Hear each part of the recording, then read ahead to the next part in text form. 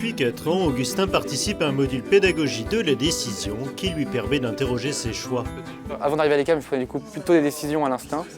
Et une fois que je suis arrivé à l'ICAM, dès la première année, on a eu plusieurs sessions de cours de pédagogie de la décision où là, je faisais un vrai travail sur moi, sur comment organiser mon emploi du temps, pour mieux gérer mon temps de travail. Et du coup, je me suis rendu compte qu'en faisant un travail sur soi, en réfléchissant à comment on organisait naturellement les choses, on pouvait améliorer ses décisions de manière constante.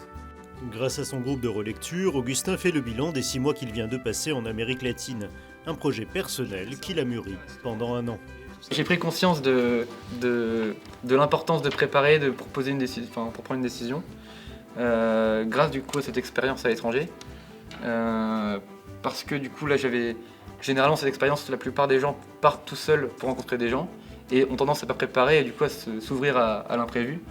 Mais je trouvais ça important de connaître avant là où on allait, d'avoir quelques points de repère pour pas être complètement perdu. Institué à l'ICAM, un réseau d'écoles d'ingénieurs fondé par les jésuites, la pédagogie de la décision surprend les étudiants en début de formation. Au début, ça les étonne, ils ne savent pas très bien ce qu'on attend d'eux. Et petit à petit, ils comprennent qu'on est en train de leur apporter des moments de réflexion, de recul. C'est de la pédagogie de la décision, c'est-à-dire qu'on est là, on est à côté d'eux, on n'est pas là pour les influencer, on les accompagne dans leur cheminement personnel. Et ça, c'est la matérialisation de leur projet perso à tous. C'est pour ça que c'est un moment important quand ils viennent coller leurs petits jetons là, c'est hyper symbolique parce qu'ils sont juste avant leur départ, tout est prêt et il n'y a plus qu'à prendre l'avion et à partir.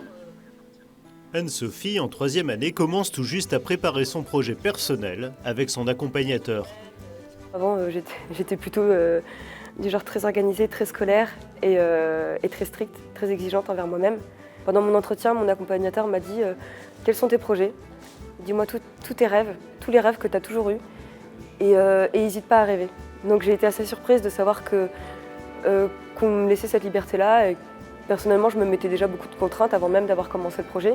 Et donc là, je suis dans un esprit où je rêve, j'essaie de comprendre ce que moi intérieurement je veux, ce qui me ferait du bien. J'ai envie de faire quelque chose où je réfléchis sur moi, où je peux continuer à apprendre à me connaître et apprendre à me développer pour devenir une personne meilleure.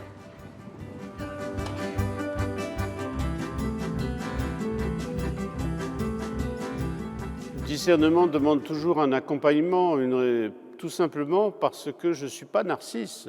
Je me regarde dans la glace, qu'est-ce que je suis beau, tout va bien. Mais je suis appelé à être inséré dans la société. Et donc le regard des autres va m'aider à me construire. Le regard des autres va m'aider à me corriger. Dans la vie quotidienne, c'est comme cela. Et je pense qu'il faut accepter, sous un mode très large, d'être accompagné. Les occasions d'être accompagné, il faut les saisir. Aujourd'hui, dans l'entreprise, il y a un entretien régulier. L'entretien, ce n'est pas pour dire à la personne vous ne savez pas vous servir du logiciel, vous êtes nul, etc. Mais l'entretien, c'est pour écouter la personne et voir comment l'aider à avancer. Et d'une certaine manière, se faire accompagner, accepter d'écouter ce que me disent les autres, c'est cela, c'est pour un bien. On accompagne un jeune en respectant ce qu'il est, ce qu'il fait. C'est-à-dire l'accompagnateur, il n'est pas chargé de formater le jeune, il n'est pas chargé de se projeter. Mais l'accompagnateur, parce qu'il a une expérience, il est chargé de voir comment les choses avancent. En termes chrétiens, l'accompagnateur, il a la mission de lire les signes de l'Esprit Saint. Et ça, c'est très important. Mais pas de dire « tu dois faire ça ou ça ». La conclusion, elle vient de l'accompagner. C'est-à-dire « ah bah oui, en effet, je ne m'étais pas rendu compte, il faut peut-être plutôt que j'aille dans ce sens-là ». La liberté dans l'accompagnement, dans le discernement, elle vient des deux personnes. C'est-à-dire qu'il faut que l'accompagnateur ne soit pas intrusif, il faut que l'accompagné, il ait le cœur ouvert, tout simplement. Et c'est dans ce jeu que se passent les choses paisiblement.